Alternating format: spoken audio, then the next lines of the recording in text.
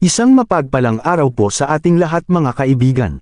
At siguro naman ay hindi lingid sa inyong kaalaman sa mga pangyayari tungkol dun sa pag-akyat ni Bobby TV sa live ni Erica. Na dating Kalinga Angels at ito ay dating Kal Adam ni Edo ay nagkaroon ng hindi pagkakaunawaan sa pagpapa-interview ni Bobby TV doon sa live na nila Teacher and sa Caraba. Ay doon sa live na yun habang ini-interview si Bobby TV ay inatake siya ng mga basher sa comment section. At sa bawat interview ng apat na host na ito na si Teacher and sa pangunguna ni Teacher and ni gandang Emmy Angie De Vera at si Darlene ay medyo parang hindi makatarungan yung kanilang interview. Kumbaga parang lumalabas bias na bias ang apat na host na ito. Subalit kahit patuloy na nagpapaliwanag si Bobby TV sa kanyang side tungkol sa pagkakapunta niya sa live ni Erica. Subalit hindi pinakikinggan ng apat na host, so ang nangyari parang kumbaga parang nasunog siya kasi binas siya ng binas at lumalabas na parang wala siyang kakampi sa kanyang pagpapa-interview doon sa Caraba. At ang nangyari ay nag-backout itong si Bobby at hindi na natuloy ang pagpapa-interview.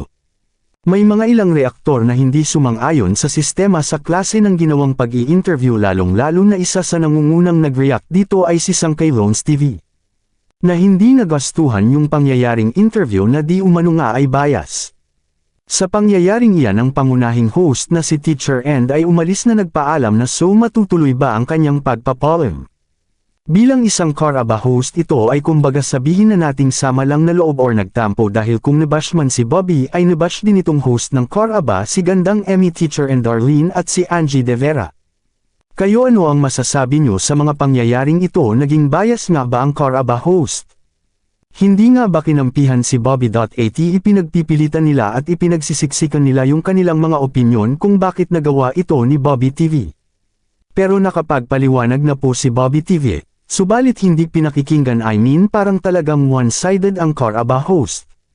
So para sa mga gusto pong subscribe po sa aking channel sana suportahan nyo ako sa aking video na ito at para tuloy-tuloy po ang ating pagbibigay ng opinyon reaksyon, anumang mga kaganapan na nangyayari sa loob ng Kalinga. Maraming salamat po, at suportahan po natin ang ama ng Kalinga Kuya Bal Santos Matubang syempre sa Kalinga Prob. Maraming salamat po at idagdag na rin po natin si Ate Edna, at ang mga Kalinga partners ganon na rin po ang mga reactor. Maraming salamat po.